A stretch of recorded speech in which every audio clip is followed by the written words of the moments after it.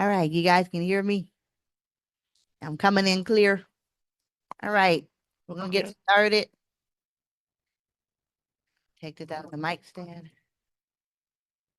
Okay. Good afternoon, everybody. Would like to welcome you all to the April Columbus, Ohio chapter meeting for the American Council of the Blind of Ohio.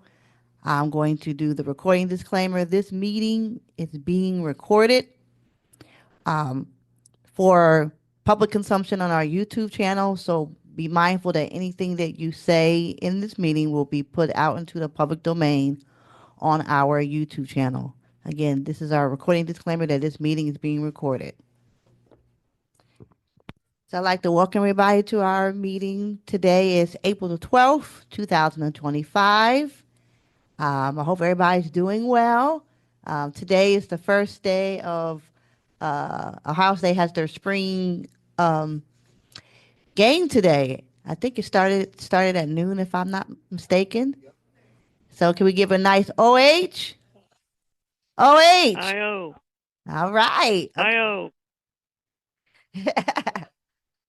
Yay. So so next thing we're going to have on our agenda is the roll call, a taking of attendance. So we will let's start in Zoom, and then we can come to the room at the end. So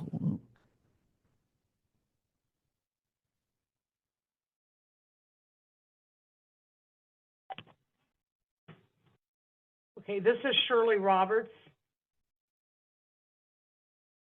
Kathy Withman.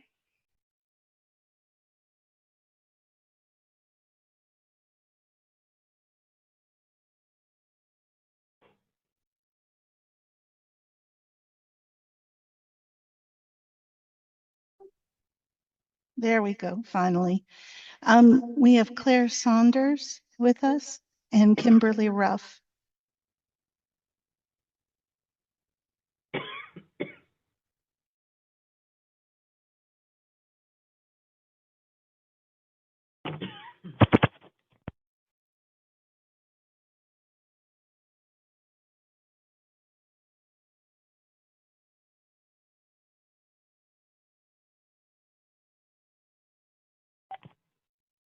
This is Shirley Roberts. Did you get me?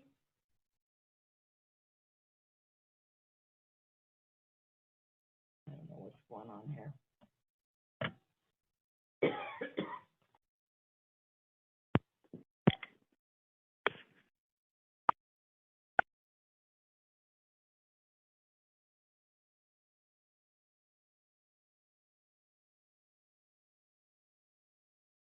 This is Shirley Roberts. Can anyone hear me? I can hear you. Can you hear me? Okay. Thanks. I just didn't know if I got checked in or not because nobody acknowledged me. So thank you so much. This is Kathy Withman. I can hear you, Shirley. Yeah, heard you also. Okay. Thanks. Maybe we're just hearing each other. Right.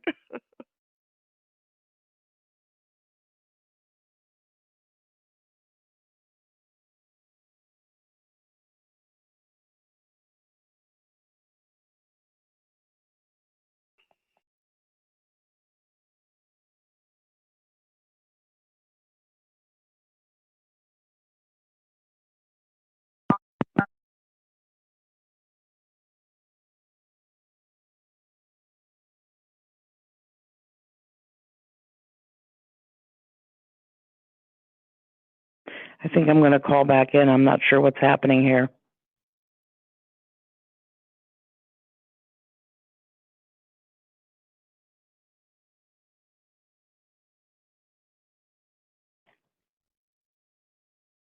Did you say you're in the meeting now? Yeah, but I don't.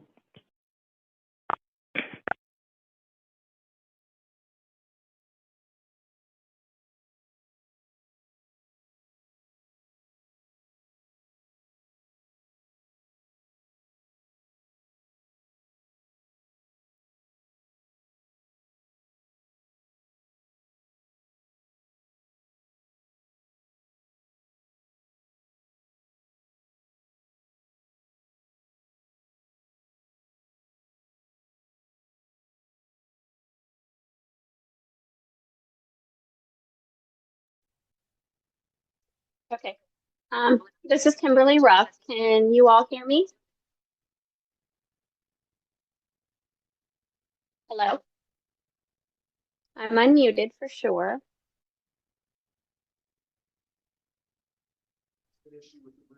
Okay, let's try this. I hear myself in the headphone and in the microphone. I called back in. This is Kimberly Ruff. Are you able to hear me?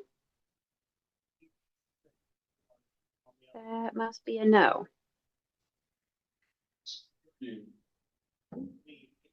Whoever Monica Williards' avatar is, that's what I got on the screen.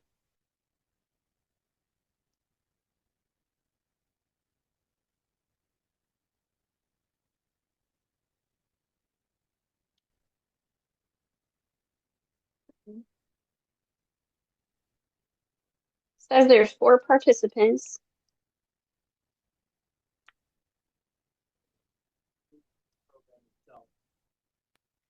I don't hear Kimberly in my headset.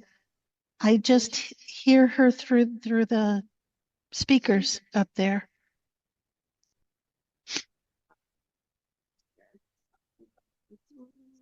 Let's see here.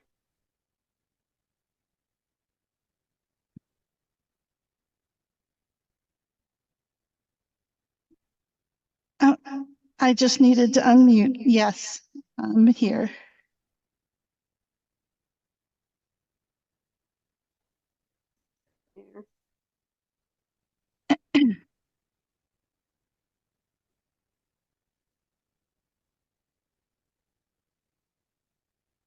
Did you hear his music there? I can hear.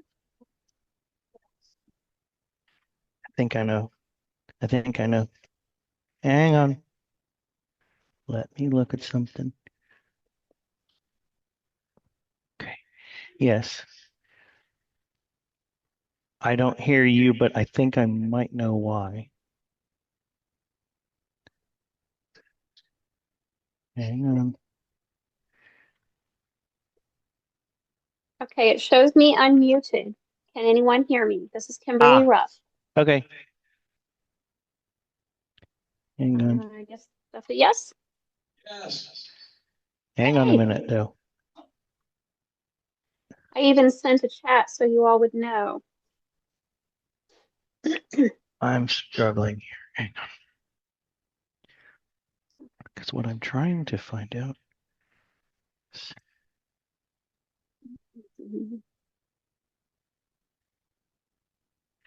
Okay, Lee, you need to go onto the computer that is running Zoom and unmute yourself in Zoom. You have become muted, and because of that, the room cannot hear Zoom. Ah. And I cannot unmute you without you doing it. So you have to go. I can put a prompt asking you to unmute, but that's the extent that I can do. And I don't know, There. All right. I don't know how that happened. That's not standard procedure. There we go. Okay. Now we can hear. Now Zoom can hear the room. Are we echoing? Yeah. Echoing? I can hear Lee. I can hear the other gentleman. That breaks the recording. It breaks. We learned something new. I don't think you did. Do you want me to stay with you? No, it's okay.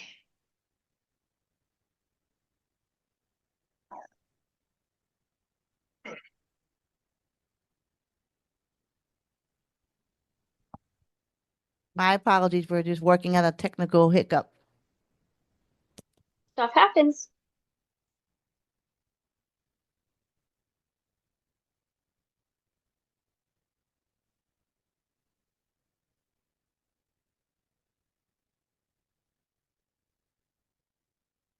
Okay, we were doing attendance and that's kind of where we got stuck. But I don't even know if people probably got recorded because of all the Zoom issues. Well, we did take attendance in the room. Okay, so everybody got recorded? Probably not because Shirley was talking. Let's do it all again. Yeah. Let's Start from the beginning. All right. So in Zoom, who do we have? I'm Kimberly Ruff. Hello, Kimberly. Hello. I'm from Dayton. Welcome. Who else do we Yes, have? ma'am. I think the person we missed was Claire Saunders. Yeah, this is Claire Saunders. Hello, Claire. Welcome. Hello. I think Shirley was supposed to be calling back. Is Kathy Whitman still there? If not, we'll go ahead and get the attendants in the room.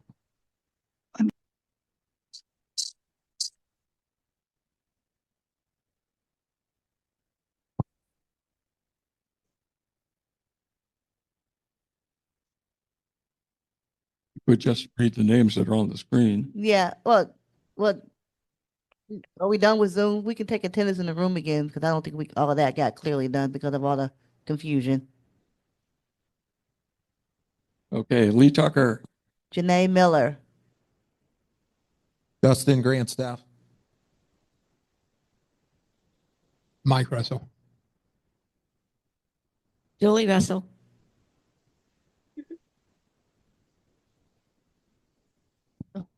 Rachel Fetzko. Perry Ling. Margot Muse. John Hill.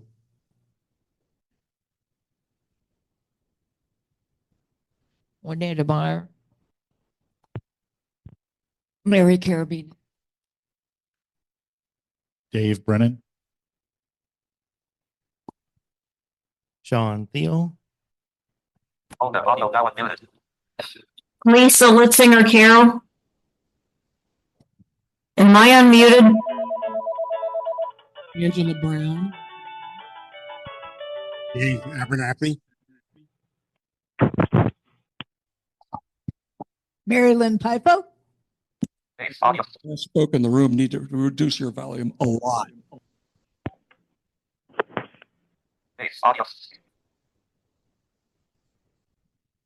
Ed Snively. This is Lisa Litzinger Carroll, but I can't tell if I'm muted or unmuted. You're very loud. Can you reduce your volume?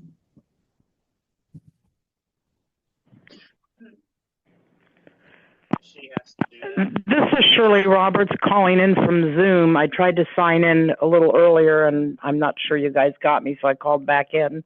We hear you. we hear you, Shirley. Thank you. How about me, Kathy Whitman? Did you get me? Hear you, Kathy, as well. We had a technical hiccup, but we're good. We can hear both of you very well. Okay. Thank you. We lost you guys entirely, so sorry about that. Thanks. Okay. So thank you, everybody, for your patience with the technical hiccup with Zoom and everything. So now that we've redone attendance, we can now move on to, are there any corrections or edits to the meeting minutes from last month's meeting? Has everybody had a chance to view those? Any edits or corrections regarding last month's meeting minutes? Hearing nothing, would someone please make a motion to accept the meeting minutes as they are? Lee Tucker, I so move. Who has seconded? Can you please state your name? Julie Russell. So Lee Tucker has made a motion to accept the meeting minutes as they are written, and Julie Russell has seconded. All in favor, please say aye. Aye. Anyone opposed? The motion carries. Thank you. Now we will have the treasurer's report. Mr. Tucker. All right. So this is for the period of March 8th, 2025 to April 11th, 2025. Checking account ending balance is $9,749.77, an increase of $1,249.22. Deposits from the Columbus Foundation, $1,395.83, and a check from me for $50, which I'll explain soon. And expenses, AT&T, $16.11, engagement benefit, replenishing that kitty, $150, and United States Postal Service, $10.50, and an outstanding check was cashed for $20. The ending balance on the charge card is $300 for Kroger cards sent to Mary Highland and Troy Sullivan. And the People Helping People account ending balance is $2,399.76, which an increase of $16 from the pennies for March. The savings account went up by 1 penny to $500.54.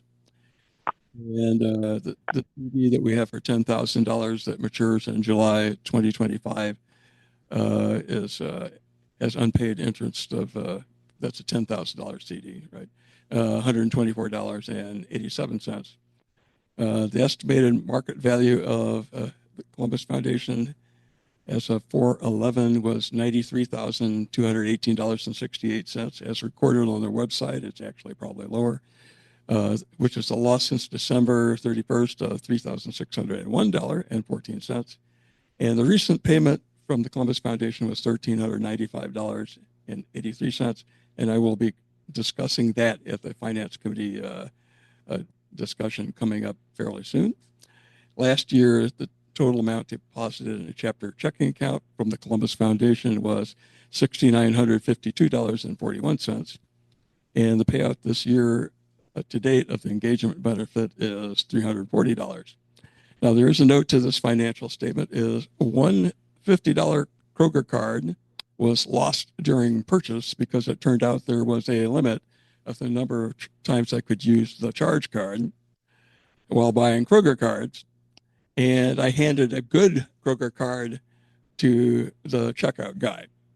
So it went bye-bye. So therefore, we spent $300 on the charge card, and I owed Columbus chapter $50. So that's how that happened. And I was not a happy man when that happened. So, and that concludes the finance report. That concludes the treasurer report. Yeah, that's what Okay. the treasury report. There's too many reports. Okay. Anyone have any questions for Lee regarding the treasurer's report?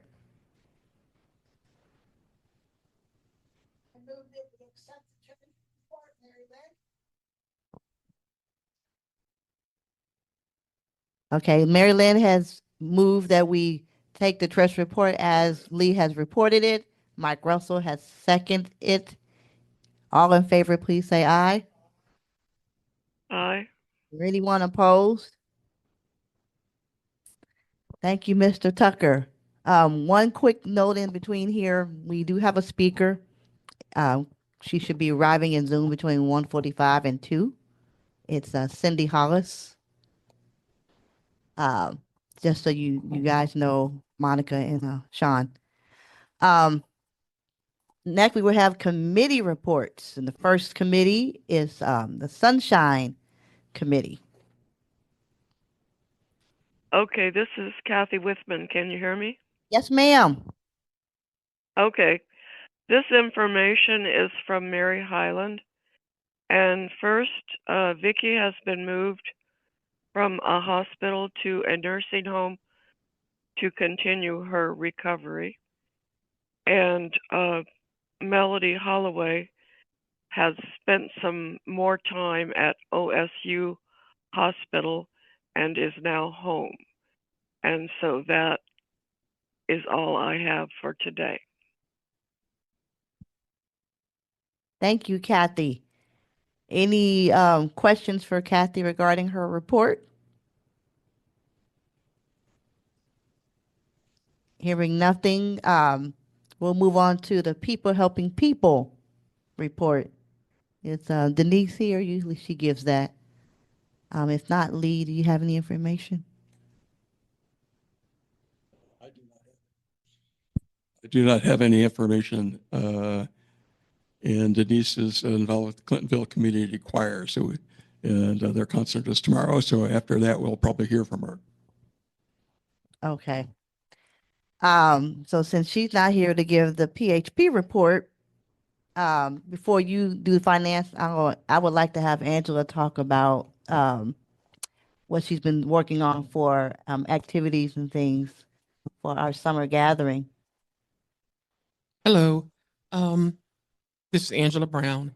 So I have contacted Big Walnut Park, which is I believe it's 5000 East Livingston Avenue. They have a nice indoor room that has, like, bathrooms, kitchen.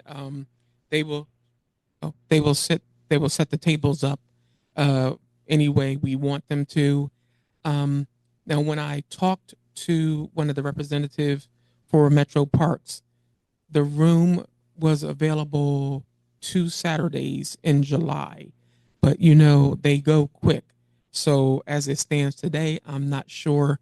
I'll have to call maybe again Monday to see if people vote on going to that venue. For this particular room, it was available from 8 a.m. to 4 p.m. And with the Metro Parks, it's a 4-hour mandatory rental, and it's $90 an hour. And I think the way they do it is like we actually need to build in time, like before and after, for setup and to clean up afterwards. I think that's how it works. And Mary Carabinas was going to talk to the people at Franklin Park. You want to talk a little bit about that, Mary?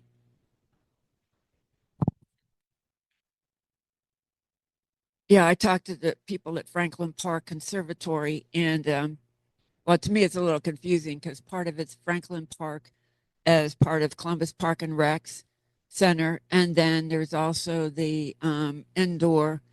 It costs like $18 a person if you want a tour of Franklin Park Conservatory, plus a $25 charge per 25 people for a docent. It got really steep real fast. And then there's also a shelter house there that we could rent, but you have to use one of their caterers, and that's rather expensive. And because they do the setup and cleanup and all that, and right away, cha-ching. So I don't know. The other part where Angela was talking about sounds a little more feasible for our budget. I would agree. I don't know if people had a chance to see Angela's email where she kind of explained some of this. In her email she sent out, I think, at the beginning of last week. And the Big Walnut Park is on the bus line. It would be the Livingston bus line. Yes. Yeah, I did call Mainstream and to make sure that, the two places were definitely on the bus line, and they were. Excuse me. We had a family reunion at Franklin Park. Now, this was like 95, so it's been a while. And they had a nice covered pavilion, but what it costs to rent that, I'm not sure. And I'm not sure if that's the same place, because Mary and I were talking about this. I'm not sure if that's the same covered shelter she was talking to them about. So I like to kind of double check on that. And of course, if anybody has any suggestions, we're open. But if we're trying to do it in a timeline that we want to get it done by, we kind of need to get going and finalize this. Yeah, if I know I need to call you, Mary, about that, because we need, for example, let's say we use Franklin Park. We would need to know, if we don't do anything but other than use that covered shelter, what's the flat rate for that? Because our budget's not going to allow us to do all the other things that you were stating.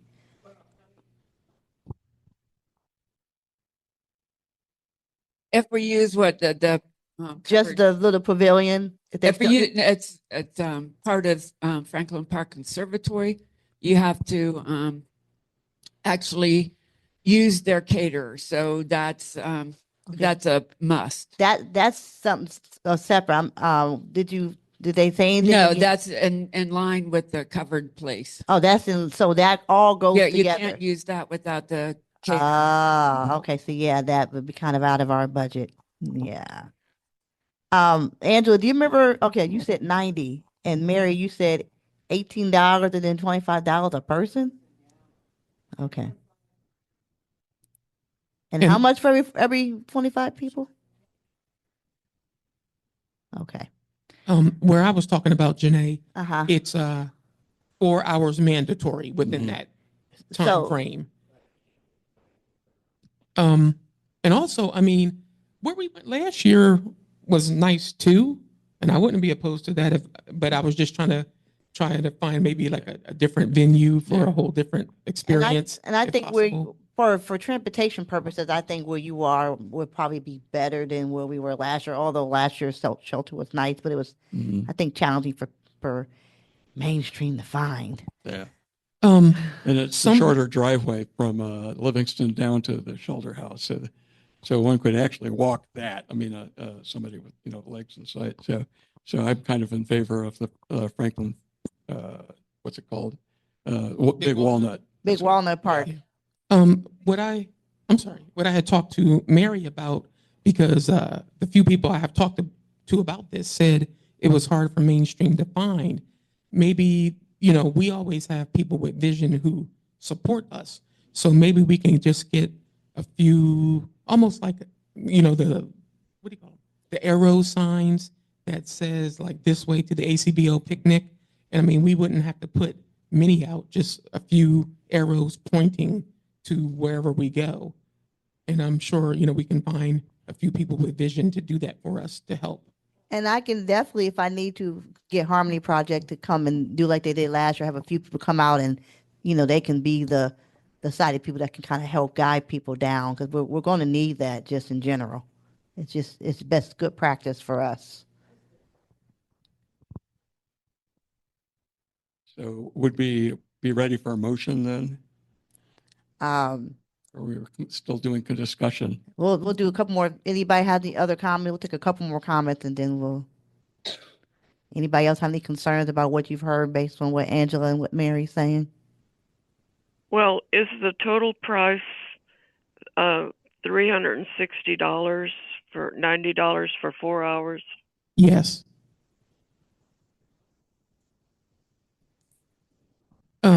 What I had, what I had thought, because I've been talking to several people about past picnics and things, because this is last year was my first time.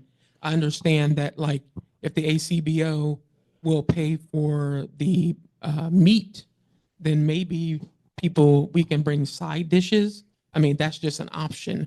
Or, if we do it at a cheaper, like an outdoor pavilion,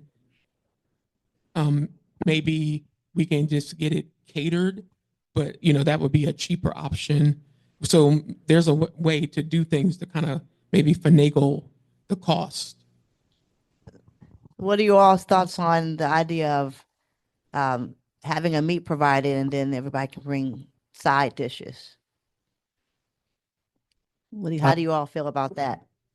I had a different thing, so I can let people talk. I think that makes sense to do it that way, and I know that's what's been done in the past. What I'm thinking is, if they're looking for a 4-hour block, then we need to think about what 4-hour block would be easiest for I'm thinking like 11 to 3. I don't know if we could get that. I think that would be good, because it wouldn't be, and also there'd be less, less, if it's an outdoor, there'd be less sun or something. So, but we need to figure out, if they're giving you a range between 8 and 4, we need to figure out where we're going to fit ourselves into that. To me, 11 to 3 just kind of makes sense, but I don't know if other people have thoughts on that. I was thinking 12 to 4. No, yeah, 11 to 3 would actually be better. You're right, Sean. Now I think about it. Because it's 8 to 4. Yeah, 11 to 3 would be good. Yeah, 11 to 3, Yeah. you'd have less traffic. Less traffic. That would be good. Yeah. And and 3 would put us at the end of that 8 to 4 window, which would be perfect. Yeah, that'd be enough time Yeah. to Yeah. tear things down and stuff. So Yeah. that's that was my contribution. And I agree with your thought, Sean. Yeah. Okay. And then whoever wants the microphone. Anybody else? What's the, I have a question though. How did it work out last year with the shelter that we had? Did we have to first come, first serve? Did we had to no, we had to reserve it? this. We reserved that shelter. You had to reserve a spot. It wasn't one of those first come, first serve things. So how much was that? It was $75. Mike Just Russell plain set that 75? up. So maybe we can take a vote on who wants to go where. Correct. We have to jump on it. That's why we're talking about it now, because we need to make a decision, because there was only 2 slots, and we usually have our picnic towards the end of July because of National Convention. And so, do you remember the dates, Angela, that they said in July that they were available? Do you at least have those? Do you know those? 'Cause that's something we need to You know know what? too. Honestly, I don't remember anymore. I know one of them was like probably like the middle Saturday in July, and she gave me another date, but I don't remember now. I'm sorry. But I could, Monday I can try to call again and email everybody on the list, and please look at your email, and we can and give some insight on this. Well, since we are, looking at a short time frame, why don't we frame some kind of motion that says, yeah, let's do this, and then it'd be up to Angela and whoever's on the phone to figure out what time slot we can fit into. Because may I ask a question? We can do Sunday. But we need some flexibility about what we'll be able to do. Yeah, Shirley. Yeah, I'm sorry. I had my hand up, but I wanted to make sure before there was a motion that I got this in. And I don't know a lot about what I'm asking here, but I thought at one point in time, and I'm just looking at money, I thought at one point in time that one of the groups actually had a picnic right there at the church, where we are all the time for our meetings. I don't know what was done about tables. I don't know that much about the outside layout because I obviously am totally blind. And I don't know what the possibilities would be there of setting up something there with maybe even, having a backup, to use the building if we would have inclement weather. And I don't know what the logistics would be or whether it's even realistic, but that would certainly save us some money if we could do that. But I don't know where the tables came from and things like that the one time that we had something there, one of the groups, or if they brought, tables out. But, we certainly wouldn't have the $360 rental, even if we paid them something extra to have it there. But it's a place that everybody's familiar with. And like I said, maybe we could have it on a Saturday that the building would still be available. So if we did have bad weather, that would be an alternative. So I don't know if that's been thought of at all or not, or if anybody's even interested in it. Well, the big Walnut shelter house is enclosed, so the weather's not an issue there. Right. Well, I know, but it was $360 just to use it was the only reason, that I mentioned it. And that's before you even get any of the food in or anything. Well, We have a comment.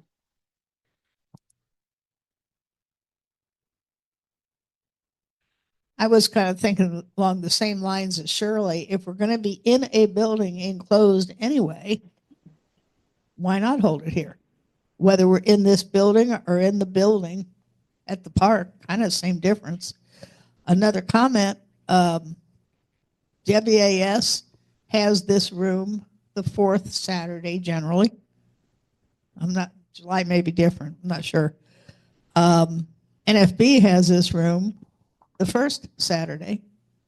So maybe we could combine with WAS if we can't get a Saturday in July. That's the end of July.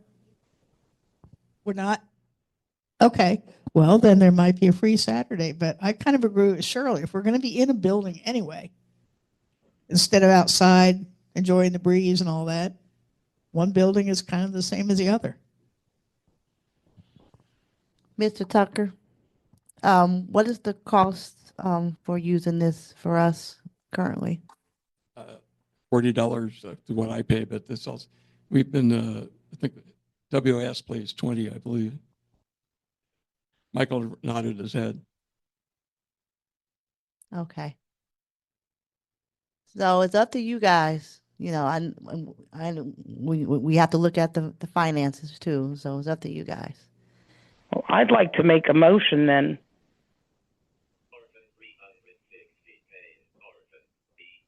If that would be permissible at this time. Is there any, we'll take one or two more comments, then we need to move on based on the time. Can I say one more thing? By Monday, Janae, do you have a contact for Columbus Park and Rec? I have somebody that works with them, not somebody that necessarily works for them, but he has connections to them. So maybe we can call and find out after we used last year. If that's a wash, then we could go to Big Walnut. So I'd like to try there because it's nice to be outside, and there was shelter so that if it rains, you still can get under cover. So if that's what And you want to that's do, true. Mary, you can make a motion. Shirley's offering to make a motion, and we have to vote on it. So I'll make a motion that we try to look into the I believe it's Park of Roses. I don't know if that's what it's considered. Speak closer to the mic. Where is it considered? No. Right. So you Mary, try speak that closer first. to the microphone, please. And we like to try that first, and then maybe we even get the same caterer we used last year with the Cornerstone Deli. Wait a minute. We need to get to the finance committee before we do that. Right. let's pause it. I'm just making a move. Well, hold on. Let's hold off on that now. Let's let Lee make his finances because we have to talk about the money, and plus we do have a speaker at 2. So, for time's sake, Lee, why don't you do the finance report? Then we can come back to this discussion because money is really the big factor here, not just location. Temporarily. Temporarily. A factor. So, as you probably heard, no, I don't know why anyone would remember, but in the finance report for the month, I always repeat how much money we got last year from the Columbus Foundation. And for the record, we generally get something like around, we are given something like about 6% of what our fund is at the Columbus Foundation, which is, it's invested in a bond fund and a not very aggressive stock fund. So, recently, of course, has been doing well, and the last couple of weeks, it's probably not been doing as well, but that's just what funds do. So last year we received about $6,000, and much to my shock and chagrin, we didn't receive any money at all this spring. And the reason for that is that they're converting the system from some ancient mariner systems that they had there, the Columbus Foundation, to a new system, and they forgot about how they paid us. Basically, bottom line. So after a discussion with the chief honcho there, I gave him the wrong information about how we were funded, of what calculation they used. So the $1,300, almost $1,400 we received from them is entirely a dividend and might not even include dividends. It's apparently an interest payment. Doing forensics about how we were paid in the past wasn't all that successful because the minutes back from that time were sort of trash, and so we have no idea what. Let's see. I better start a little bit different. The original setup document for our fund at the Columbus Foundation says that we receive income from it twice a year, in March and August. Sometime between August 2004 and spring 2005, it changed, and suddenly we began receiving more money. I speculate that what actually, the way the calculation was, is that we're receiving dividends and incomes in one of the payments, and we're getting capital gains distribution in the other. So bottom line is that Janae and I and Mr. Moore and whomever else are going to be talking and trying to set up some kind of distribution system with the Columbus Foundation that at least results at least something like what we got before. And it is our money and we can ask for it, but that would be a dumb way to have to do things when there used to be an automated system that basically funded us every year. Now, in years when the stock market, like in 2009 and 8, when we had the Great Recession, the Columbus Foundation money that was available was probably around $35,000. That's not in my brain right now. And we, at that point, we used to get around $2,000 to $2,500 from the Columbus Foundation. In the good times, like we've had recently, we've been getting $6,000 to $7,000 a year from the Columbus Foundation. So the goal for Janae and myself and talk to Mr. Moore and whatever minion it is that runs our system over there, get us at least back into the $6,000 a year ballpark, or something that emulates what we did before. And if the value of our holdings go down, it would be appropriate for the money received to go down, because that's how it used to work, and we were able to survive that. So I probably should ask for questions here, because probably what I've been talking about is I'm sort of familiar with it, but you guys aren't. So if we could have a couple or 3 minutes of questions, that would be. Oh, and I am going to have a finance committee meeting this week or next, so I can explain this in more detail.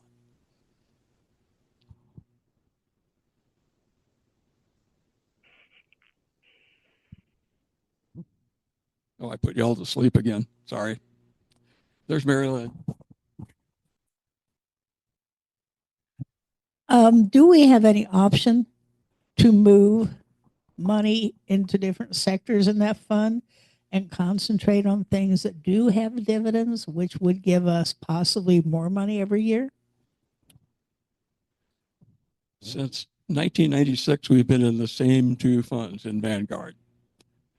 There are another 6 or 7 funds, and if you want to open that, Pandora's box, that would be up to you.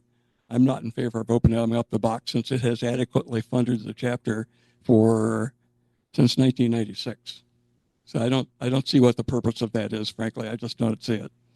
But I mean, I can give you the names of the funds, and I can send that out in the email, and maybe I already did. I'm not sure, because I did send some document out. Say again? Me. I agree. No, I agree then. If what we have has worked in the past, let's leave it alone. It's that they brought in a new system that caused probably what we're getting, way we're getting money must not have been standard or something. Or maybe they confused us with ACBO Ohio, which is, standard procedure for them. I don't know. We have some things to untangle, basically. Yep. We'll get it done sometime in the next couple of months, one way or another. So, like you heard Lee say earlier in his treasury report, we didn't get the amount of money we normally get in the spring grant. So put another perspective on that. We had $8,500 in the checking account before we got another $1,300. Usually we would have received $5,000 to $6,000 in March. So we're a little short right now, is what I'm trying to say. Just for right now. So does that help you all regarding to what to do about the picnic? One thing I want to make sure we note before we make a motion and move on, is time. Yeah. Money is part of it, but if we're going to secure anywhere, we have to look at it's almost the middle of April, and we want to have something either in late July, maybe the beginning of August if need be. Okay, I have a question. How has our principal been doing the last 10 years? Has it been going backwards or forward, or about staying the same? Up. Yep. That's something I can do for you guys. Yeah. I mean, I have all the paper that because that's one thing Larry and Marty were great about. It was saving paper, and I'm great about saving electrons. So I can find out what the ending balance for each year was. So And I probably would rather not tie that to the income we got from it, but I could. So it's more work, that's all. So I guess this, Sean, I guess what I'm wondering is if we're in the financial state like you're talking about, as much as I hate to suggest, would it be better for us financially to, maybe forego a summer event and just have our normal, Christmas party, assuming that things resolve themselves by then? I'm wondering if we should just, I know we have always had something, but if it's not feasible financially, then it might just be something we don't do this year. Because I would much rather the chapter be able to do what it needs to do and don't really give a darn if I don't get chicken and pasta salad and whatever, this summer. I don't really care about that. I'd rather we be financially where we need to be. So I'm wondering, does it even make sense for us to do it this year, considering the information that Lee has given us? That is my thing to think about. Okay, so this is my thoughts on the whole picnic. If we're gonna do it, which I don't care either way, you guys can decide. I know how hard this is to plan. I think Angela has done a fantastic job. My suggestion is, with the time that we have, Madam President, I say that we make a motion that we move forward. If we're going to do the picnic, and go with the Big Walnut Park, since Angela has done the research. That way we can get a date pinpointed down and move forward. That's just my thoughts. So, I know where Angela's at. I did this a couple years ago. It's not easy. I understand too, and getting these places in the middle of the summer is hard. So again, we've got Shirley had an idea, Mary had one, and you have one, Dustin. Madam Chair, Yes. this is Julie Russell. I just have a weird idea. If the money is tight and if we did it here, that would be $40. There's a kitchen here, huh? $20, and the kitchen is here. So, if we bring in food, but if we do it at Walmart, wherever the other place was, if we do that, what about if we say $10 a person? That's fine with me. Well, there's also called, we used to do a potluck, Yeah, potluck. When we were at Kate Snyderman's, a certain bunch of people brought, covered dishes that were main courses, and another batch of people brought desserts. Then derelicts like me who can't cook or do anything at all gave money for pop. So, there's ways. There's ways. Yes, I say since Angela has done the legwork, I think we should let Angela finish her legwork and try to get us a date at Big Walnut, and we do a potluck. And think we should everybody really pay do- $10 towards the. Correct. Correct. Either Or or. both. That's my thought. I think we should do both. $10 to rent the place from everybody, and then. Oh, I'm sorry. I know I'm going to be cooking. Oh. So I like all the ideas, but I think but Dustin made a good point that Angela has done the legwork. So let's kind of do that, and we can do a potluck, and we and Lee still can tackle on what's going on for finances, so we can, keep our things going. Okay, Angela, would you like to make the motion? Wait, could I say something real Sure. quick? Yeah. At my church, what we do quite often is, like, if your last name is like A through M, you bring like a side dish, and then break it down like that. That way, we don't get a lot of repeat. I'm sorry.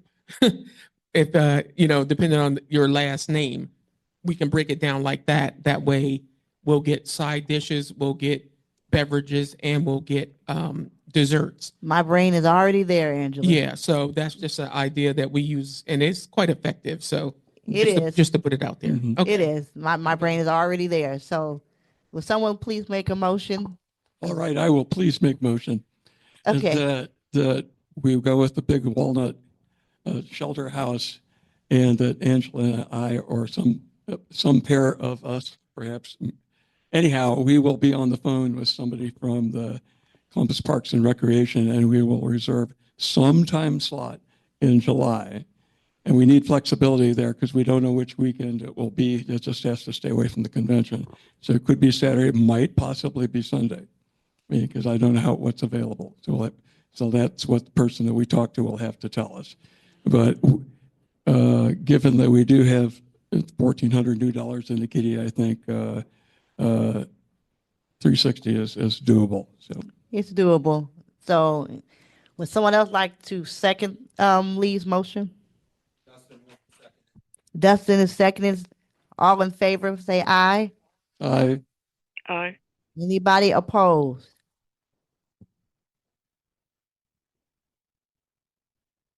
I don't hear anything. The motion has passed. So now, oh, you're in opposition? Yes. Okay. Yes, I was in opposition. Excuse me, we were a little quick, and I just wanted to throw a suggestion out there. When I did this, I don't know when Angela called, there's about a 50-50 shot there'll be nothing by now. So the church has already been reserved as a backup if that's what y'all need eventually. Cool.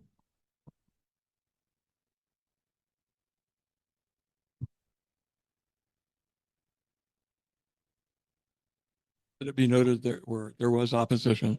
Yes, there's opposition. Sean was against this motion. And Sean, you're against it because of where you feel we are financially? Yeah, I just feel that if we are in a financial spot, I don't know if it necessarily makes sense to do it. So that was my where I was at. But clearly the votes have already carried, and that's fine. Okay, but our financial position, just so you know, we plan to make it temporary, not something permanent, but I understand your concern. It's a valid concern. For example, I mean, I would like to propose that we donate money to local organizations who serve the visually impaired in Central Ohio, but we probably shouldn't reduce our funds from the $8,000 we have right now in the checking account. So that's going to have to happen later. Okay. And actually, there was another part of the financial report.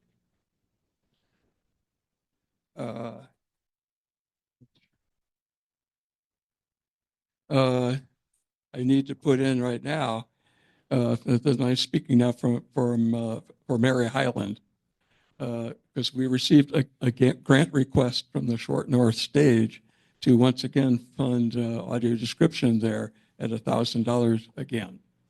And the 25-26 season consists of Waitress in July, Green Day's American Idiot in September, the Rocky Horror Picture Show, yes, in October, The Wiz, Ease On Down the Road in November, an open date so far in January at Miss Saigon in March, and the 25th Annual Putnam County Spelling Bee in May. And my personal recommendation is currently as treasurer, we can't afford to do that right now, but maybe later at the option of the chapter. So We'll take one or two comments regarding that. One or two comments. The $1,000 that we donated to them before did they have enough audio description to use that up? that is an interesting question. I would like to know the answer to. Because the one time I went with Denise and Bauman, that was the date that they changed the date from when it usually is supposed to be at 2 p.m. in the afternoon to an evening show, and they didn't tell anybody, and there was nobody there to do the audio description, except by accident. There was an elderly man from Accessible Arts who actually was there and hooked his iPhone to Denise to actually do it. So I don't know how effective this has been or not, and without Mary Highland here to tell us how it worked for her, I don't know how we can find out. I think That's exactly what I was going to ask is, has the money that they've used actually, borne actual legitimate, like has it been used, Audio now unmuted. you know, have we had description with that resource? Has it actually come to use? I think we should maybe let Mary speak to that at next month's meeting since she's not. Madam President, this is Mary. I just zoomed in. Sorry, I'm very late, but it looks like I got here just in time. I can ask them. You know, I've been in communication with Nate Riley at CBUS Arts, and the question is that was the audio description actually used for every show last season? Is that correct? Yes. Okay. And I'll report back next month. Some are saying no. Oh, that's not the question. What's the question then? There's no reason to have audio description if there's no one there who needs it. Just to have it every time in case somebody comes is not appropriate. We need to know when, how many times they, in other words, was $1,000 spent to service someone at the site who needed it on that date.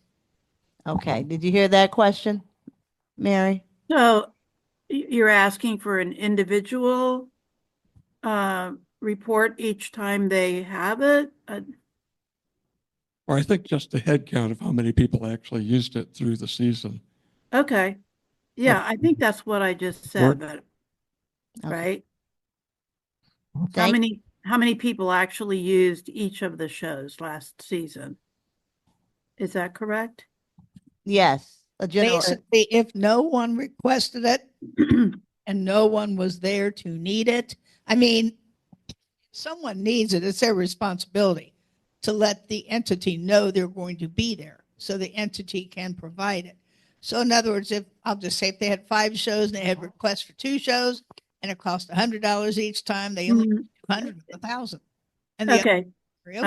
Yeah, I got it now. I got it. Thank you. I will look into it. Thank you so much. All righty. So now I'd like to move on to the ACB Ohio report. Is Michelle here?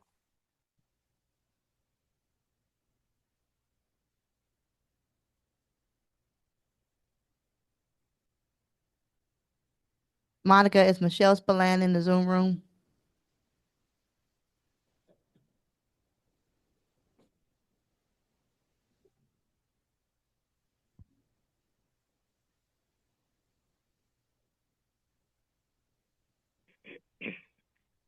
If she's not here, we can get the ACB Ohio report from her next month.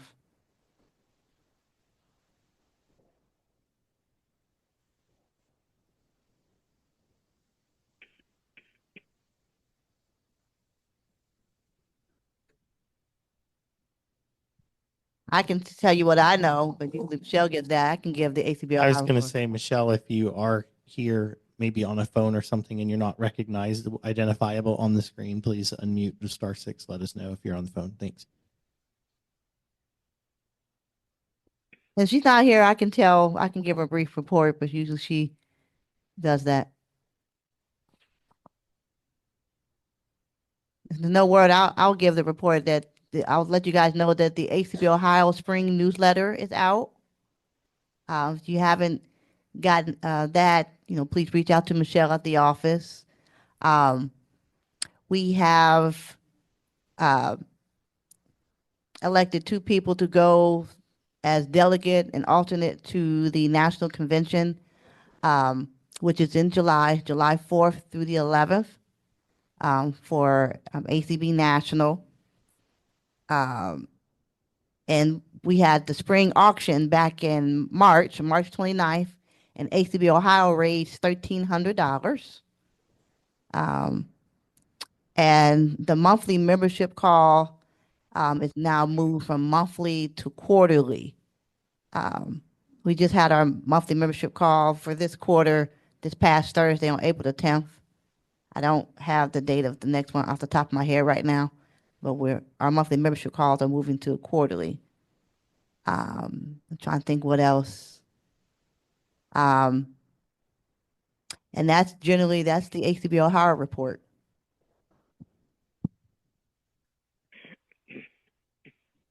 Yeah, we had the board of directors meeting on the 5th. Was there a 4th? It was the 5th. The 5th. Yeah, and that went well.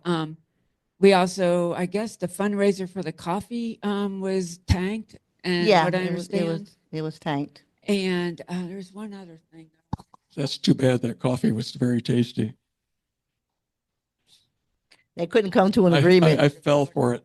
Yeah, they couldn't come to an agreement. I understand. So, and I think that's it. That's kind of the general overview. Yeah, there was something else, but now it left me. I don't think so. Like I said, we elected a delegate and an alternate, and somebody for the nominating committee to represent ACB Ohio. So that's pretty much it. I don't think we talked about sports and rec or anything as of yet. Okay, so I'm gonna keep it quick because I know we're pressed for time. A couple things I wanted to share briefly on sports and rec. Okay. We are getting ready to, a group of us are going up to Hogback Ridge in Sunbury at the end of April, and they are doing a ribbon cutting ceremony where they have reached out to us, and we have been working back and forth with them over the last year to make their walking trails accessible. Ooh, nice. So that being said, I know I know the Columbus chapter's pressed for funds right now, but something that I was going to put out there was if maybe a group of people, maybe not everybody wants to go, but maybe a group of people wanted to actually go up there for an event in like June or July or August and walk the trail together since they went out of their way to make it accessible for people who are blind. Thank you, Dustin. And where is this again? Hogback Ridge, which is up in Sunbury. Oh, okay. Yep. Okay. It butts up to, I think, Delaware State Park or Sunbury State Park, one of those. But our sports and rec group is going up there in April to kind of do the first walkthrough since we've been up there. And again, I know we're pressed for time, so I'm trying not to talk long. Understood. But I'm going to start making it a point because we are really trying to get more people involved recreationally, and if sports is your thing, I'm going to start wanting to talk for a minute or two at each Columbus chapter meeting that I'm at to fill you guys in on what's going on. We appreciate it. Thank you, Dustin. Just one more thing. This is Mary again. We had the monthly update for American Council of the Blind on Voice Corps. It's the first Wednesday of the month. And this month we had a speaker from someone up in Canton, Ohio. He's an advocate for the blind community with different organizations to kind of get support from the organizations for the blind. And so that was the person for last Wednesday, or the first Wednesday of the month. So the next meeting, I don't know who the speaker will be, but it's always a really interesting update if you listen to Voice Corps. Every first Wednesday of the month at 11 a.m., the morning exchange. May I ask a question? David, hey, are they going to Sharon Woods next month? The Vision Loss Support Group is going to Sharon Woods. So as far as getting outside is concerned, the Vision Loss Support Group is going to Sharon Woods next month. That would be the first Tuesday of the month at 1 o'clock. So, if you want to get outside, there you are. All righty. Yay. Good stuff.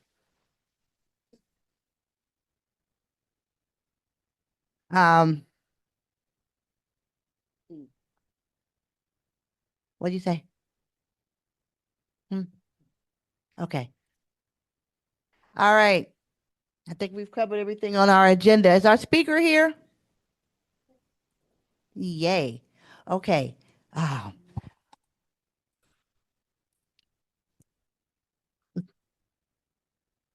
Yeah, I was going to say that.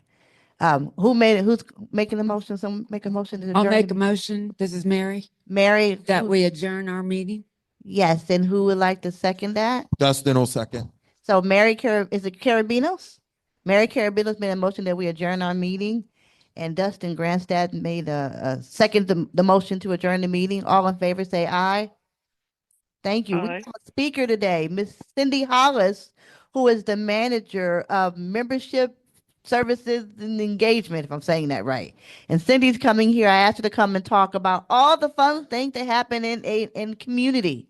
'Cause I think some people know about community and some people do and don't. And so I want her to kind of bring her sunshine in and talk about what she does and what community does and how long it's been around. 'Cause I think this is our 5-year anniversary. Cindy, are you there?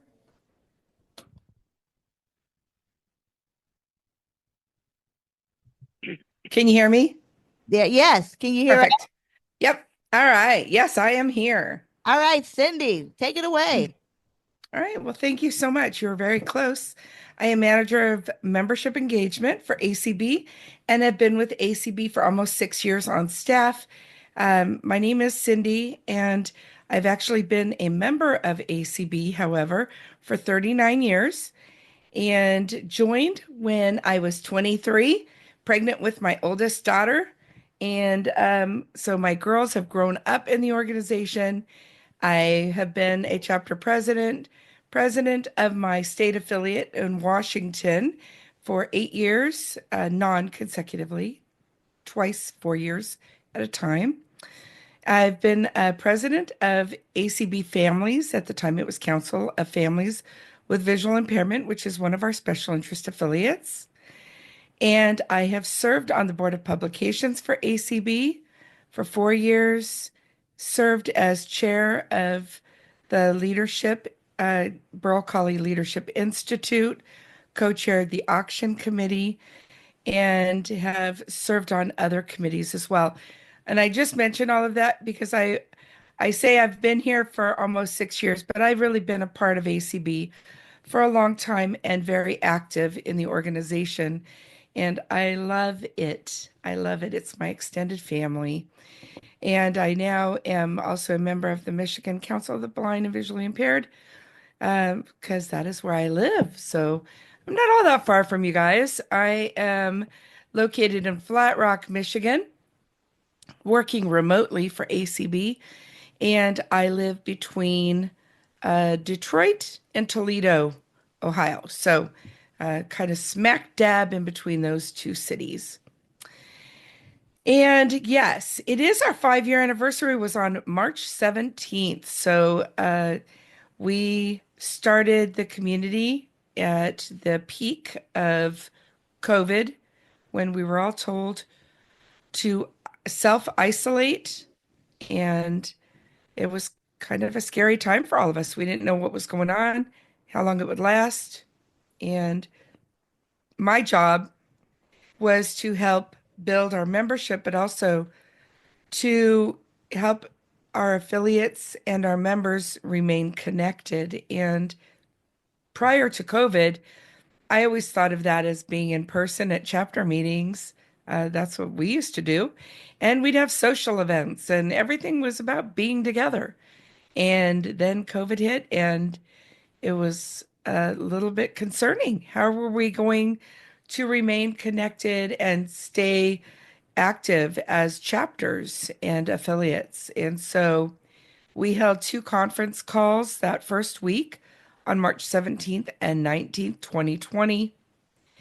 And they were so well received, I put out a plea to our special interest affiliates and said, hey, if any of you have conference calls going on and you'd be willing to open it to other ACB members, let me know. I'll put a little calendar thingy together. I did for 9 calls that next week. Some of them were special interest affiliates. Some of them were people I reached out to and said, hey, would you be willing to do a call on this or that? So I believe Leslie started that week on exercise classes with one yoga call or one yoga class. And the rest, as they say, is history. By April, we had 60 calls that month. By June, we had 160. By September, we were at 300. We now average over 400 calls a month, and we've held nearly 23,000 calls since we started.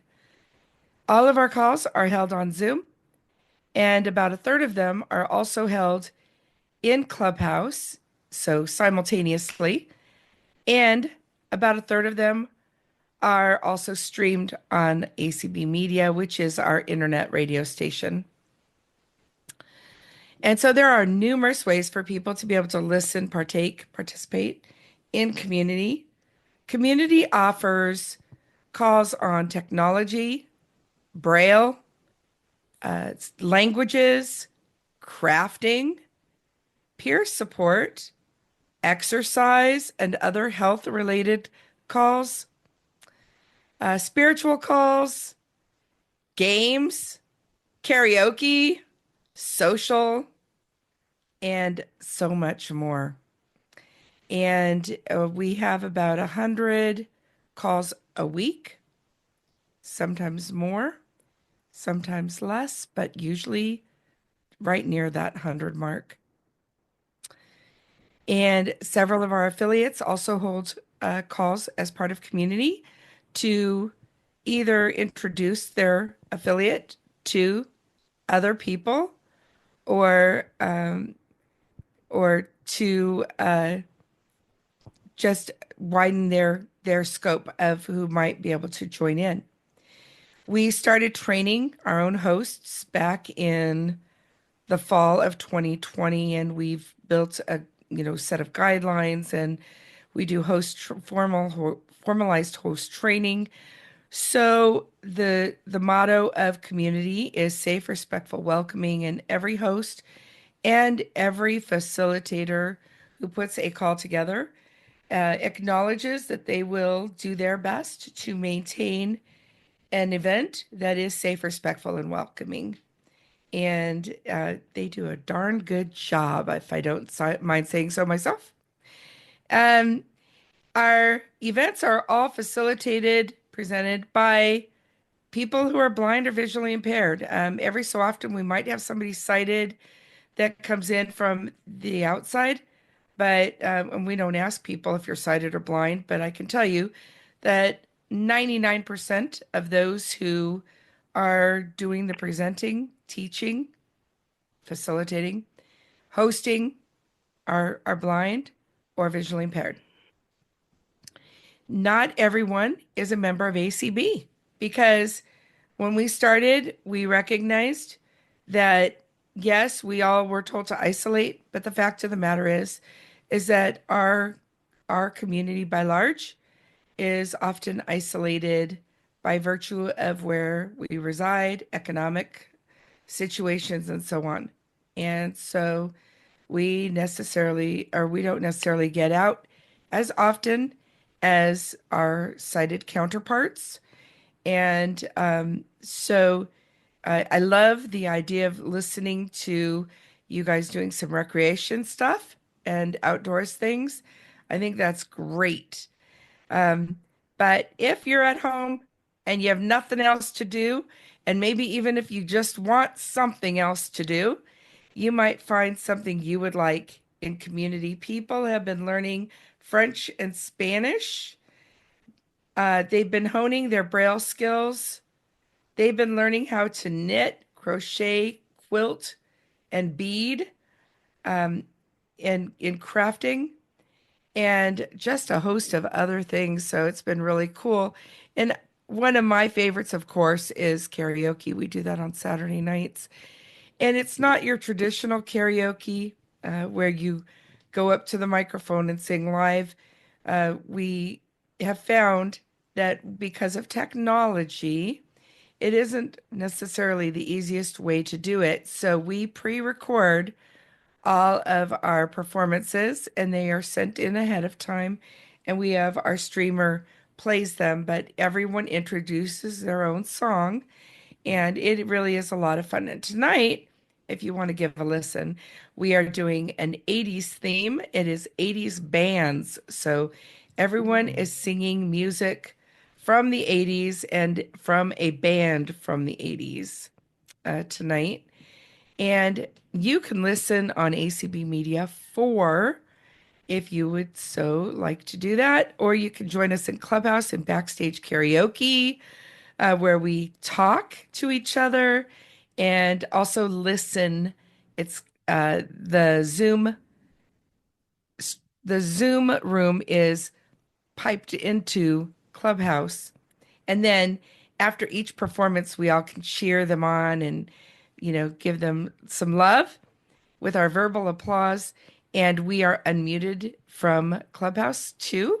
So in Zoom, then they hear all of us in Clubhouse cheering for them too. It's kind of a cool thing. And it's just taken some time, but we've worked that out. And we've been doing this for, well, it will be 5 years in August. And then we do, like I said, a lot of other fun calls as well as social calls and peer support. And really, it's something for everyone and for all ages. And I think that that's one of the things I want to really share with you all as a chapter is, people, when they learn about your chapter and any other chapter, usually you tell them about what a great group you are and that you guys meet once a month. And, if you do other activities throughout the month, you might tell them about that. But I know in my own experience, it'd be, oh, yeah, we meet on the second Saturday of the month at noon at this location, ... And we usually have a social event during the month. That's it. Well, now you also have the ability, you have access to being able to tell people when you meet them, if they want to get connected to people right away, there's something going on in the community every single day, including holidays. People don't have to wait until their meeting, at your meeting. And we're not taking place of a chapter. We are filling in the space and meeting people where they're at.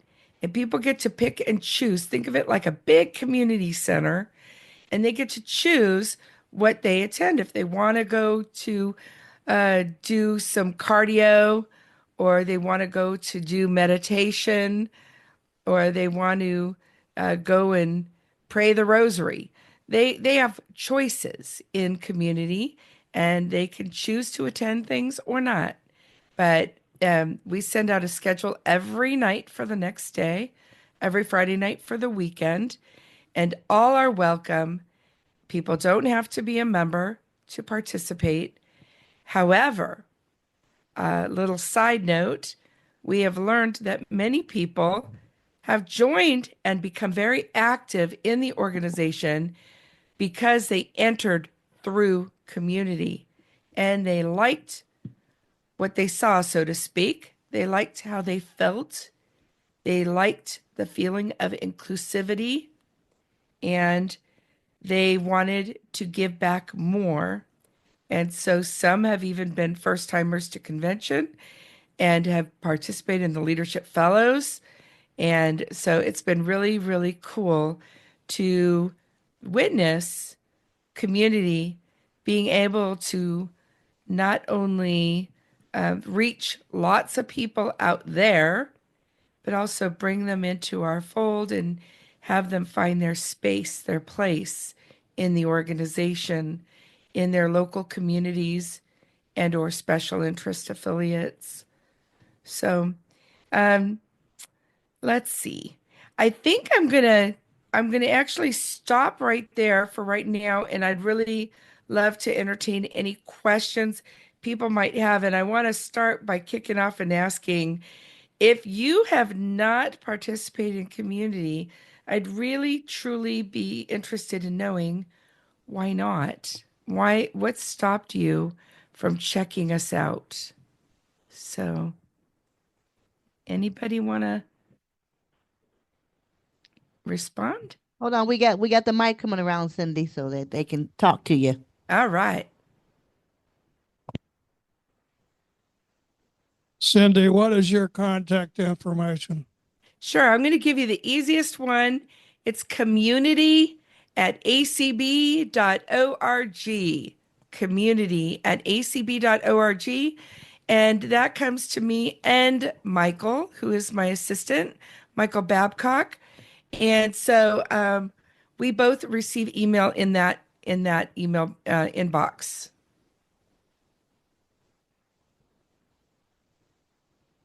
And if you want to sign up to receive the daily schedule, it is an announced list only. We don't bombard you. We send out an email each night, like I said, 6 days a week. So Friday night is the weekend schedule. And in the email, it's filled with quick links at the top. So it'll say the time and the name of the event. You could just double tap on that or enter on that, depending on if you're using your phone, your iPhone, or your computer.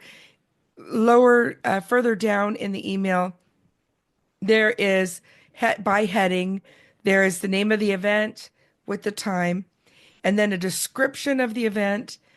Often it'll have, like, if it's sponsored by an organization or a business, it'll have that information, maybe how to contact the facilitator of the call, whether it's being streamed and on ACB Media or in Clubhouse, and then all of the Zoom information you need, including the phone number, the meeting ID, and so on. So if you want, and the one tap mobile number and all of that is further down, but the quick links are at the top. Okay, my question is, how do you get to like they record the meetings? How do you get to listen to them later, and how much later can you listen to them? Sure, not all of them are podcasted. So there is an ACB community podcast. So you certainly could, on any of your, your, what do they call those podcasters? I don't know. I'm not a podcaster person, but you can get the ACB community podcast. And but you could also look by topic and or name of event by going to acbmedia.org, and in the search put in any kind of, like, I'll give you an example. Every so often I do a call on the Ray-Ban Meta smart glasses because I love them. And I've been doing those since June of last year. And so if anybody's interested in the Meta smart glasses, all you have to do is put in smart glasses in that search, and it will bring up all of the different podcasts that we've done on the Meta smart glasses. So that's probably the easiest way. And they're up there forever. I mean, yeah.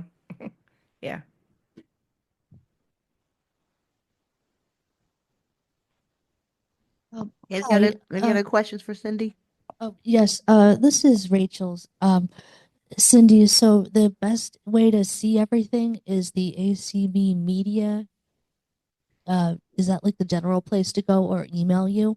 No. So, okay. So if you want to see what's available, what's happening, the best way is to get on the email list and receive. So subscribe. You can send an email to community@acb.org and just let us know that you want to receive the schedule, and we'll get you hooked up. That's the easiest way. You can also send an email to acb-community-event plus subscribe at acblists.org. But that's a mouthful.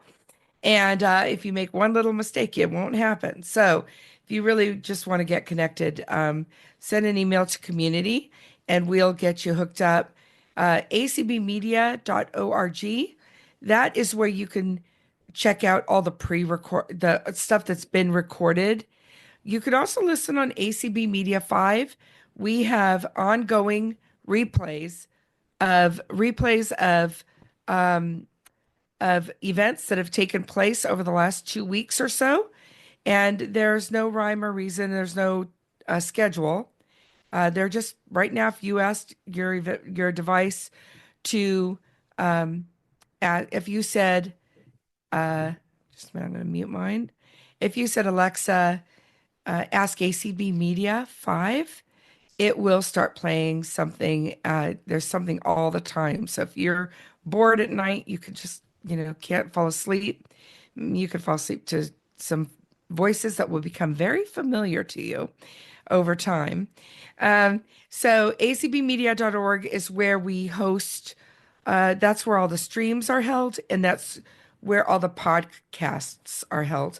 That's kind of post event, but to get the actual event schedule, you'll want to get on the list. You can also call the toll-free number for ACB, which is 800-424-8666. And there's pre-recorded versions, and that's updated once a week. So Chanel records those every week for us. And so if you call again, 800-424-8666, and then you'll press, just follow the prompts, but I'll tell you to press 1024 to go to the community calls. And then you'll push like one for Sunday, two for Monday, and so on. Thank you. Mm-hmm.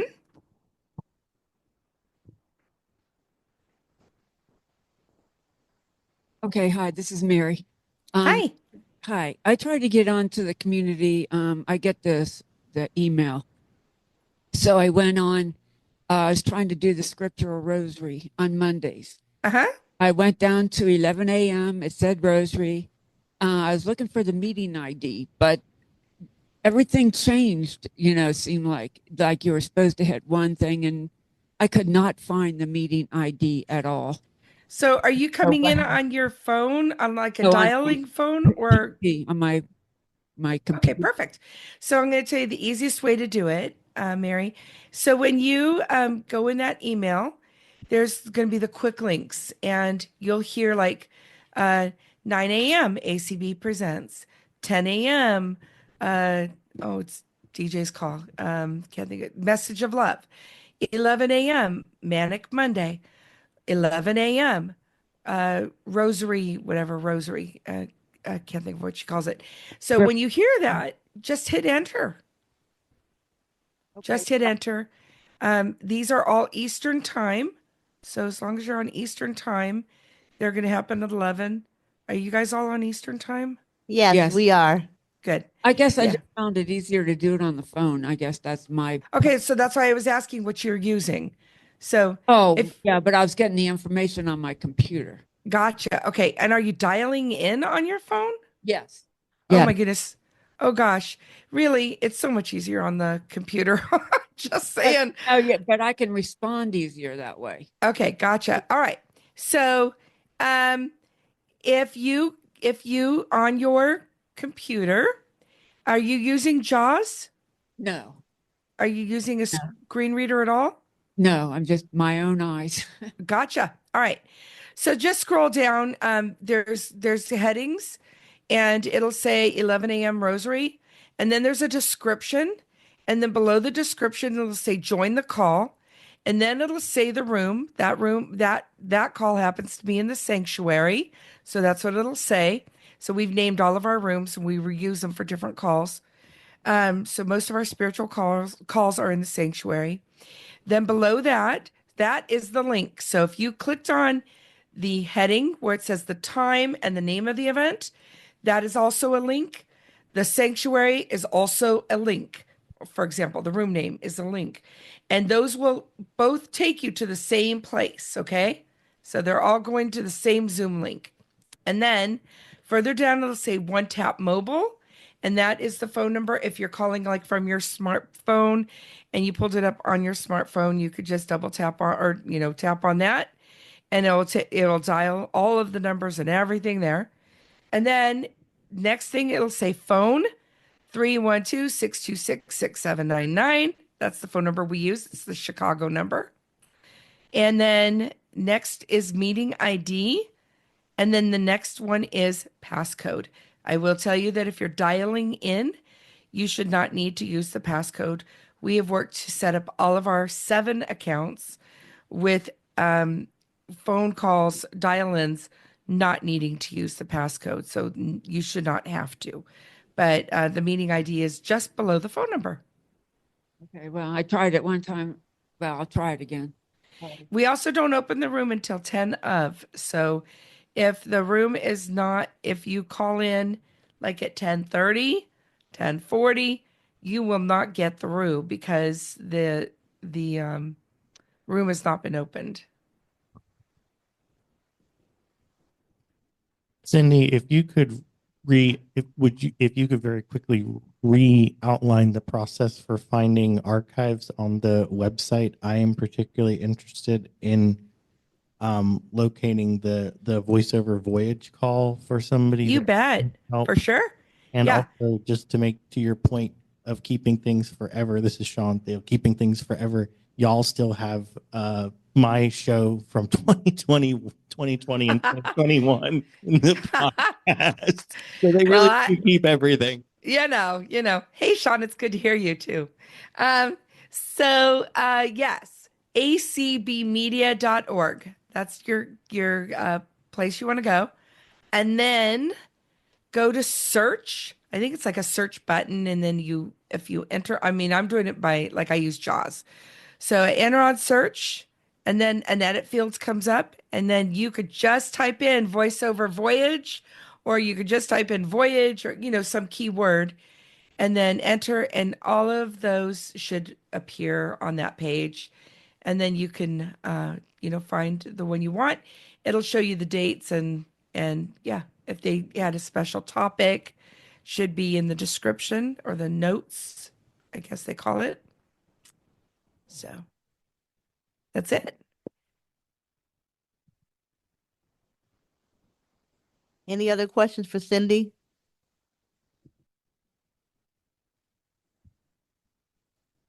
I don't hear any other questions. Really? Nope. Oh my goodness. Well, I hope you guys are going to email me and get on the list and check us out. I want to say that sometimes people join in and they feel like everybody knows each other and I'm an outsider. I want to just remind you that 99% of the people did not know each other before community. People have joined community over time. People have gotten to know each other because they attend events. And everybody enjoys having new people come in. So give it a chance. Sometimes people will kind of be like a fly on the wall and listen, and people don't even know you're there, they don't hear your voice. But once they start hearing you, they will be engaging with you, and which I really appreciate. Also, every single morning at 9 a.m. Eastern, every day, we do a call called ACB Presents the Daily Schedule. We have a morning crew of 8 of us, and we change roles. There's four of us that have duties each day, and we are streaming on Media 5, so you could just listen in. It is a lot funner if you can be in the Zoom room or in Clubhouse. We have a question of the day. Someone reads through the schedule for the day, and that way you can get an idea of what's happening and decide whether you want to go jump on the phone and dial in and get the meeting ID for that call, or check your email for it and click on the link. So we run through it twice each day. So near the beginning of the call, and then it's the last thing we do. The call lasts anywhere from a half hour to an hour, usually closer to the half hour. So if you get on at 9:40, it may not be happening. So that is ACB Presents every day at 9 a.m. Our first call, official call of the day following that 9 a.m. call is at 10 a.m. Eastern, and our last call will happen at 10 p.m. Eastern. And they happen throughout the day. Some days we might have 22 calls, and some days we might have 10. But it comes out to about 100. This week we have 99 calls scheduled. So starting tomorrow. The week we're in right now, we had 107. So just gives you an idea. And really, reach out at any time. If you have something you love to do, if you have a skill, an interest that you would love to share, we would welcome you to bring content to the community as well. And we have over 170 events that are recurring. That means they're happening with some sort of cadence, whether it be weekly, first and third Tuesday, second and fourth Wednesday, the third Thursday of each month or whatever. There's some sort of cadence. So we have over 170 calls that are recurring, but and we never hold more than three concurrently. So if somebody wants to hold a call and we already have three calls happening at that time, we'll reach back out and let them know that we need to do it either like the hour before or after or I something. think you have some questions in Zoom, so I want to make sure that the Okay. folks in the room know that we need to acknowledge those raised hands. All right. Well, let's do it. The first one is area code 740. I think that's Kathy Whitman. Kathy, Yes. you have a question for Cindy? No, but I would like to have maybe Janae or somebody send out some of these ways we can connect to it, for us, because I can't remember all the different ways to connect. What I'll do is I'll forward the community call list that came out for the weekend so you can see a sample of what it looks like. I'll email it to the group. But Janae, I'll send you the information on the direct link to subscribe, the email for community, and the phone number that people can call to listen to the schedule. So I'll send those to you so you can. That to me, and I'll also send out, today what it looks like. But since you were describing it, I'll do that as well. All right. Thanks, Kathy. Okay. Thank you. The other hand has been lowered, apparently. Who had their hand raised other than Kathy in Zoom? You can ask your question. I did. Go ahead. This is Shirley. Yes, ma'am. Was I talking over somebody? Nope, you're good. Yeah. Okay. Hi, Cindy. I guess I had a question and I also had a quick comment for one of the people on the call. If somebody is interested possibly in trying to do like a song for karaoke or something, and the person doesn't have any type of equipment to be able to do these kind of recordings, and you want all this metadata and all this other stuff, which, like, if I, for one, were going to do this kind of thing, I wouldn't even have any idea where to begin or have any type of equipment. Do you have people that will help somebody with something like that? I mean, I do most of my Zoom stuff on the phone, so I know that could be a problem too. So, all right. Janae just did a song a couple of weeks ago, and it was not too difficult, was it, Janae? Oh, it's not. It's really not. It's really simple.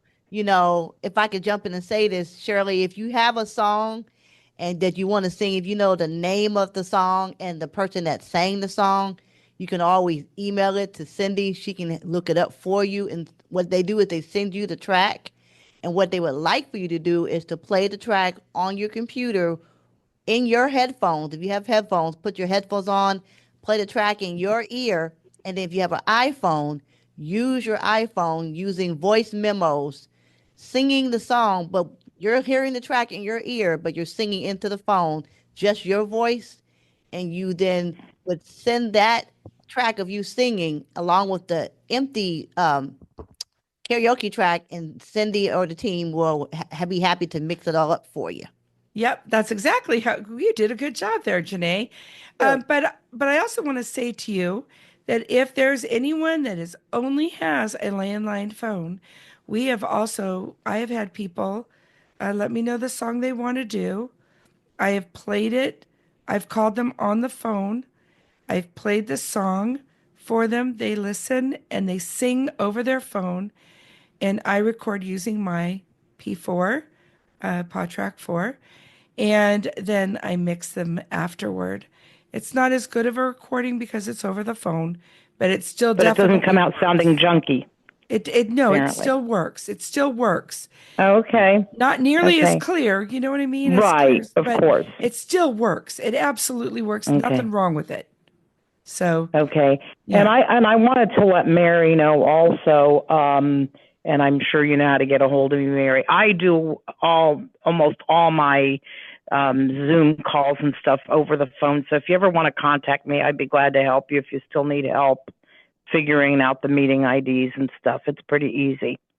So thanks a lot, Cindy. You bet. And I just want to say we really want people to participate. The idea that we have to have metadata. We are ACB is a 501c3 organization. We have an internet radio station and we have responsibilities, legal responsibilities to ensure that the music that we are playing over ACB Media is properly done so that the people who have produced those tracks get their whatever their little 5 cents or whatever they get royalties, and we go through an agency, an organization. I think it's called Live 365, maybe. I get all of it confused, but anyway, and so if we were doing it for a long time without doing metadata, and really we were putting ACB at risk. And so that is never the goal. And we want to do it right. And so that is where we are at. People can certainly play their own instruments as well. It's like if they were singing live, and we do that too. But we have them pre-recorded and we include the metadata. So it was never intended for us to make it more difficult for people, but we absolutely want to make sure that what we're doing in community is all on the up and up, and that we are going to be here for a long time to come. Back in June of 2020, 3 months in, the most common question we heard from people is, will community still be here after the convention? And we did an all virtual convention that year. And we said, well, as long as there's a need and people want it, we will.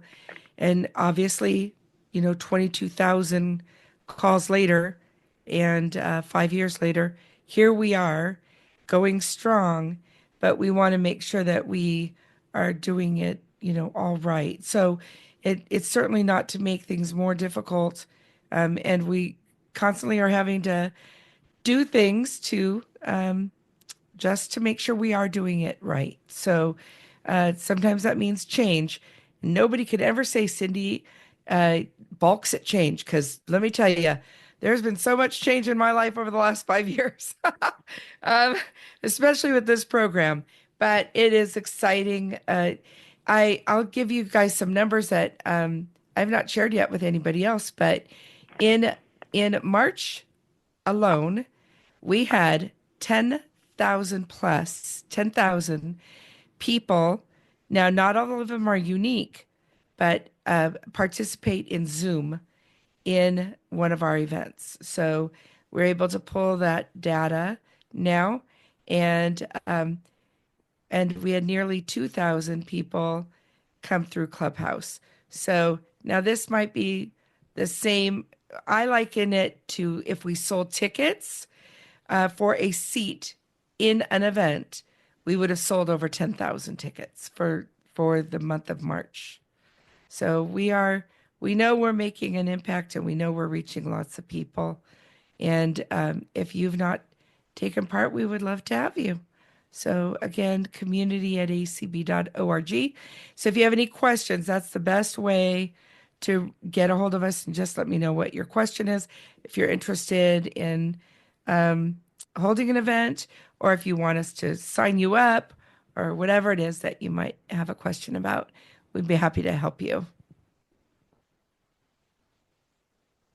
If there's not any other questions for Cindy, I want everybody to thank her for coming and sharing her sunshine. Oh, and I'm going bowling. So, Mr. Recreation, I just want you to know I'm going bowling here in just minutes. So, fun bowling. Roll a strike for us. I will. I intend to. Maybe more than one. How's that? Yay. All right. Well, thank you, Cindy. Thank you, Janae. Thank you so much. Bye, everybody. Bye, Cindy. Bye. Thank you. Thank you. Bye.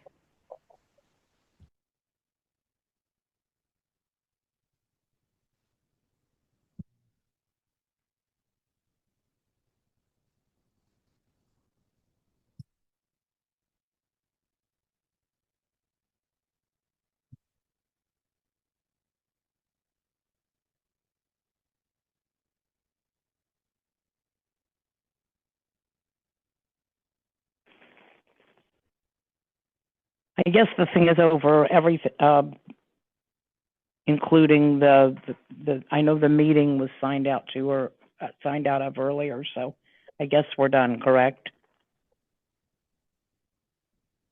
Yes, I'm we're gonna finished, Shirley. Yes. with that guest. Yep. You can have your own. This is, Stay there. Yeah. Thanks, Lee. I'm sorry. I'm sorry. What did Lee say? Or you can have your own meeting by yourself. That's cool. Yeah, Oh, that's you're great. on- That's you what can- I wanted to do for sure. Yeah. Okay. Anyway, Janae? thanks everybody. Thank you, Shirley. Thank you. Janae. Hello, Janae. Yeah. Okay. This is Kim Ruff, and I thought I was waiting to see if there was going to be any new business to discuss or any call for it. I may have missed it. I've been on the treadmill for this whole time. So it is possible I missed it, but I had a question and would have brought it up to the meeting. Since I live in Dayton, I don't mind the Zoom meetings. I don't attend as much as I like to, honestly, because I forget. But I wanted to know, because another member, Connie George, brought up wanting to start a chapter in Dayton. It has been many, many, many years. But she didn't get any response. And so I thought I would bring it to you all and see what you thought. What would you suggest I do to get an interest? So this is my suggestion. I would reach out to our executive director at our office. Her name is Michelle Spillane, and her phone number is 261. Sorry, 614-261-3561 is the number to our offices for ACB Ohio. We haven't had a Dayton chapter in about a I decade. know. So Yeah. so if you all want to start one, that's exciting. I would give you my number, but I don't want my number to be all over YouTube since we are recording. I totally get it. No, I get it. Call Michelle and have Michelle give you my number, and me and Michelle can help you what you need to do to help get a chapter going in Dayton again, because we used to have one. Because that's where I Oh, I started know. ACB journey, was down in Dayton. I think I remember you because you were a student. I think you got a scholarship. I went to Wright State University. Yeah, years and years I used to ago. be the president and vice president for the Wright State University chapter. Okay, yeah, I remember you, and I read all the emails. I will do that. I will call Michelle, and I'll talk to Connie because it was her idea. Yes. And yes, I love credit Connie. She's sweet. So the number again to the office is 614-261-3561. Got it. Tell that you were at the meeting and you want to talk to me and her about getting Dayton up and running again. That would be great. All right. Well, thank you for your support. Greatly appreciate it. You're welcome. Thank you so much for coming, and come back and see us.